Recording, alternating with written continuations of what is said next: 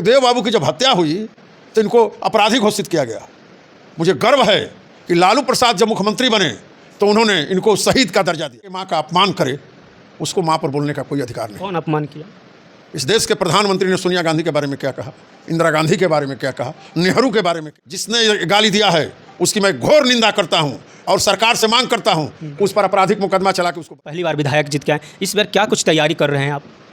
दिनारा के लोगों को आपके माध्यम से मैं संदेश दे रहा हूं कि मैंने अगर काम किया है तो मुझको वोट देंगे, मैं काम नहीं किया हूं तो मुझे वोट मत। जगदेव बाबू की हत्या की, आज उन्हीं लोगों की गोद में जो तथाकथित लोग हैं, खेल के गरीब गुरबा किसान मजदूर तेजस्वी की ओर टकटकी निगाह लगा के देख रहे हैं कि तेजस्वी आएगा नौकरी, तेजस्वी आएगा बेरोजगारी मिटाएगा, तेजस्वी आएगा किसानों में खुशहाली लाएगा, तेजस्वी आएगा रोड बनाए। बहुत क्रिटिसाइज किया जाता है कि तेजस्वी यादव कम पढ़े लिखे हैं। जब कम पढ़े लिखे लोग कैसे बिहार को चलाएंगे, कैसे किंग मेकर के रूप में रहेंगे? कम पढ़े लिखे लोग खुद ही हैं तो दूसरों को क्या ज्ञान? 4 करोड़ लूट लिए इस राज का और न किसी को बचाते हैं न किसी को फंसाते हैं। सारे जगहों पर अपने जात के अफसरों को पदस्थापित करते हैं, न किसी को बचाते हैं न किसी को। यादव के आने से कोई प्रभाव नहीं पड़ेगा, चूंकि पहले ही से उनका प्रभाव है। 20 में ही उन्होंने इस शाहाबाद को फतह किया था, अभी लोकसभा का चुनाव है उसमें भी उन्होंने फतह किया और अभी आएंगे और पुनः फतह। राहुल गांधी और तेजस्वी यादव माफी मांगे। राहुल गांधी और तेजस्वी यादव ने तो गाली दिया ही नहीं है तो माफी मांगने का कहां तक सवाल। नमस्कार दोस्तों, मैं हूं सनी संतोष। आज जगदेव प्रसाद के शहादत दिवस के मौके पे नेता प्रतिपक्ष तेजस्वी यादव सासाराम की धरती पे आने वाले हैं और देखिए इन्हीं तमाम मुद्दों पर हम बातचीत करेंगे कि क्या कुछ तैयारी चल रही है, क्योंकि चुनाव काफ़ी नज़दीक है। हमारे साथ बातचीत करने के लिए आरजेडी के विधायक है, दिनारा से विधायक है विजय कुमार मंडल जी। सर क्या कुछ कहेंगे सर, सासाराम में ये क्या आप लोग एक संदेश देना चाहते हैं? आप लोग के तो अभी लगभग 6 सीट पे आप लोग भी बहुमत में, क्या 7वां सीट भी जीतने की तैयारी है या कुछ और है प्लान? धरती जगदेव बाबू की धरती रही है जी।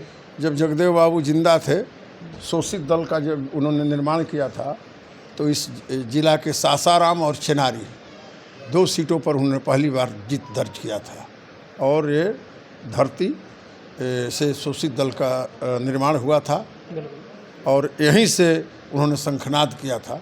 तो वहाँ उगा रहे हैं, यहाँ के लोग स्वागत के लिए तैयार हैं तेजस्वी यादव के लिए। जगदेव बाबू की शहादत आज हुई थी कुर्था में, बिल्कुल, और कुर्था जी, और जिन लोगों ने इनकी हत्या की थी आज हत्या की थी, ऐसा बताते हैं कि पुलिस प्रशासन की कार्रवाई इससे हो गई। वो हत्या हुई थी, हत्या करने वाले लोग जो थे वो जेल गए थे। तो मेरा ये कहना है कि जिन लोगों ने जगदेव बाबू की हत्या की, आज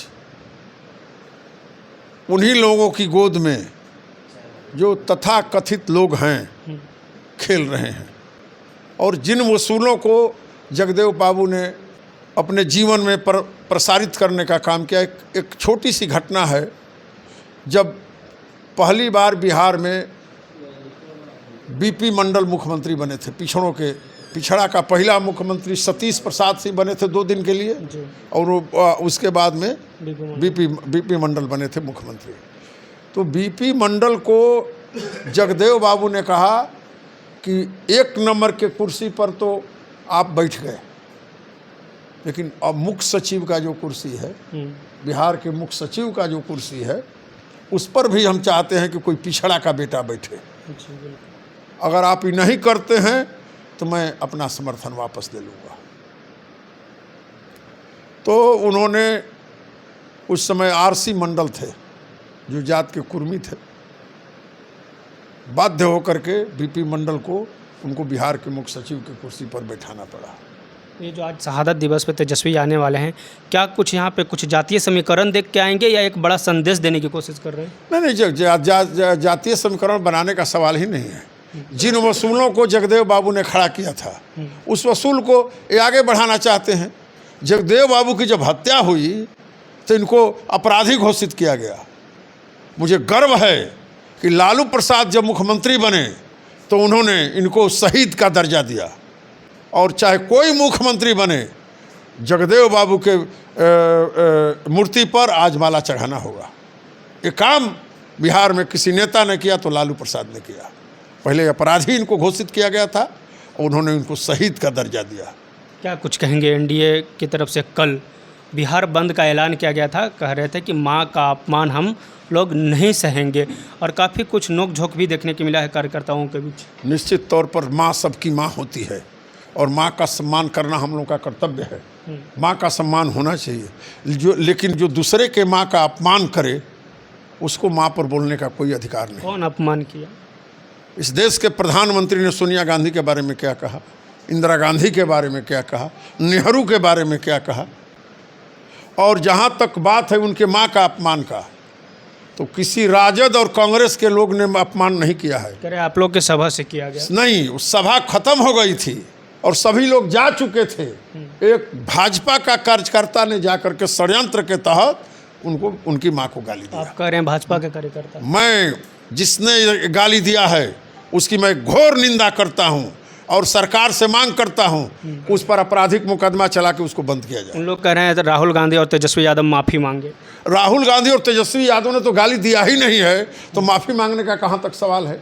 राहुल गांधी और तेजस्वी तो वहाँ से चले गए थे, और जिस आदमी ने गाली दिया है उस पर कार्रवाई होना चाहिए। मैं मांग करता हूँ उस पर कार्रवाई होना चाहिए, उसको जेल भेजना चाहिए। कांग्रेस कार्यकर्ताओं और जो बीजेपी कार्यकर्ता है उसके बीच भी काफ़ी नोकझोंक देखने को मिली। कांग्रेस कार्यकर्ता कांग्रेस कार्यालय में अंदर आके कुछ तोड़ फोड़ भी हुई, उसको आप कैसे देखते हैं? इनका यही चरित्र है। ये तलवार वाले लोग हैं, ये बंदूक वाले लोग हैं, हम कलम वाले लोग हैं।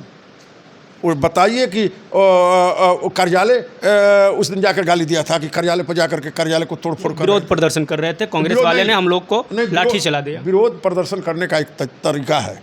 हमको विरोध, हम जाते हैं कलेक्टर के यहाँ विरोध प्रदर्शन करने, तो एक कलेक्ट्रेट मेरा भी है।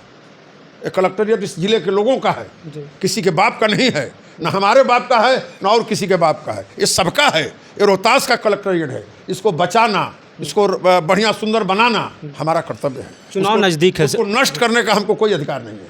चुनाव नज़दीक है और आप दिनारा से पहली बार विधायक जीत के आए, इस बार क्या कुछ तैयारी कर रहे हैं आप? दिनारा के लोगों को आपके माध्यम से मैं संदेश दे रहा हूँ कि मैंने अगर काम किया है तो मुझको वोट देंगे, मैं काम नहीं किया हूँ तो मुझे वोट मत देंगे। खुले तौर पर मैं दिनारा की महान जनता को नमन करता हूँ जिन्होंने मुझे एमएलए बनाया। आपने काम किया है तो 4-5 काम जो बता दीजिए जो पब्लिक ग्राउंड में आपने किया है। 68 करोड़ ला करके 30 साल के बाद सभी नहरों का मैंने जीर्णोद्धार किया है। हमारे घर के हैं जी जी, सारे नहर, बक्सर लाइन, 7 लाइन, गढ़िया लाइन, 61, 61-2, 61-3, भोजपुर राजबाहा, चौसा लाइन में पक्कीकरण का काम चल रहा है।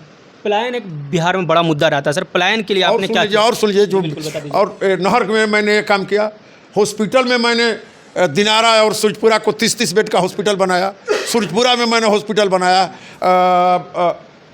मैंने डेढ़गांव में बनवाया, मैंने कराची में बनवाया। मैंने हॉस्पिटल के क्षेत्र में ये काम किया। और रोड के क्षेत्र में मैंने अनोख रोड, 3 रोड बड़ा बड़ा मैं आपको गिना देता हूँ। गौरा से सुरतापुर, 2 लेन है, 4 लेन, 2 लेन ही होगा। नहीं, RWD का रोड है। परमडीह से लेकर के विक्रमगंज तक, मेदनीपुर से लेकर के नोखा तक, 12डीह से लेकर के कौआ खोच तक 19 किलोमीटर। ये बड़ी बड़ी रोडों का मैं चर्चा कर रहा हूँ। इसके बाद सैकड़ों रोड मैंने बनवाया है जो दिनारा रोड विहीन था। आज कोई ऐसा गांव नहीं है जहां रोड नहीं बना है। दिनारा में लेके आप क्या मुद्दा, नया मुद्दा क्या लेके जाएंगे? ठीक है, आपने विकास किया, काफ़ी अच्छा, लोग सराहना करेंगे आपको।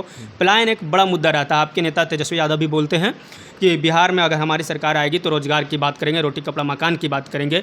क्या लग रहा है, तेजस्वी की सरकार आने से ये सब सारी समस्याएं दूर हो जाएगी? निश्चित तौर पर बिहार के गरीब गुरबा, किसान, मजदूर तेजस्वी की ओर टकटकी निगाह लगा के देख रहे हैं कि तेजस्वी आएगा, नौकरी लाएगा, तेजस्वी आएगा, बेरोजगारी मिटाएगा, तेजस्वी आएगा, किसानों में खुशहाली लाएगा, तेजस्वी आएगा, रोड बनाएगा।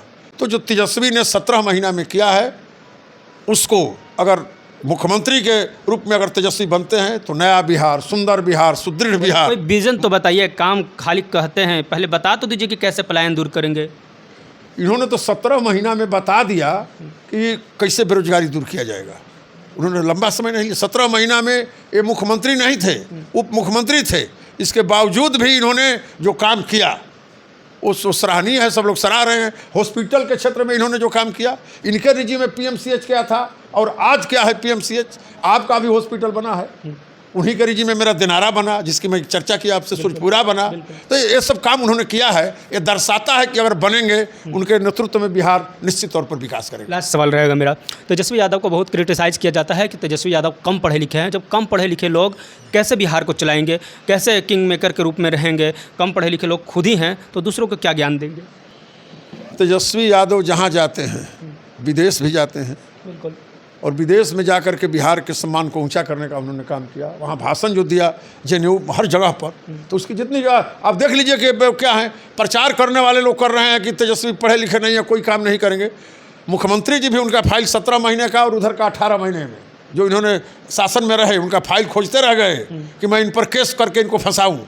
चूँकि नीतीश कुमार फंसाने में माहिर है, नीतीश कुमार फंसाने में माहिर है, किसी को बचाने में माहिर नहीं है। तो कहता है ना हम किसी को फंसाते हैं ना किसी को बचाते हैं। ना 81,000 करोड़ लूट लिए इस राज का, और ना किसी को बचाते हैं ना किसी को फंसाते हैं। सारे जगहों पर अपने जात के अफसरों को पदस्थापित करते हैं, ना किसी को बचाते हैं ना किसी को फंसाते हैं। आपके जिला में क्या है कि कौन लोग हैं, क्यों नहीं है दूसरे लोग हैं। लौ कुश की बात करते हैं, क्यों नहीं कुश के लोग हैं एक भी अधिकारी।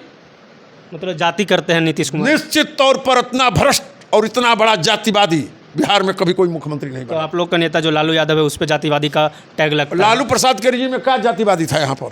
बीजेपी वाला तो कहते हैं, वो कहे, उसका यही काम है कहने का। लालू प्रसाद ने अपने रिजीम में मुकुंद प्रसाद को रखा, बिहार में किसको मुख्य सचिव रखा, किसको डीजीपी रखा। जब बने तो दोनों जगहों पर उन्होंने ब्राह्मण को डीजीपी और मुख्य सचिव रखा। लोग कहते हैं कि नहीं रखा, उन्होंने डीजीपी और मुख्य सचिव दोनों ब्राह्मण को रखा। तेजस्वी जी को यहाँ से आने से कोई प्रभाव पड़ेगा इस क्षेत्र में, पूरे जो सासाराम और जो रोहतास आता है उससे? ना कुछ प्रभाव नहीं पड़ेगा। तेजस्वी यादव बोल रहे हैं। तेजस्वी यादव के आने से कोई प्रभाव नहीं पड़ेगा, चूँकि पहले ही से उनका प्रभाव है। 20 में ही उन्होंने इस शाहाबाद को फतह किया था। अभी लोकसभा का चुनाव है, उसमें भी उन्होंने फतह किया, और अभी आएंगे और पुनः फतह करके जाएंगे। है कि तेजस्वी यादव अभी आए या ना आए कोई फ़र्क नहीं पड़ने वाला है। देखिए, फ़र्क तो पहले ही पड़ चुका है, पूरा शाहाबाद में हम लोग परचम लहरा चुके हैं। दोस्तों, फिलहाल तमाम वीडियो में इतना ही। तमाम मुद्दों पर आपकी क्या राय है, आप अपना राय कमेंट बॉक्स में जरूर दीजिएगा। संतोष यादव, जय हिंद, जय बिहार।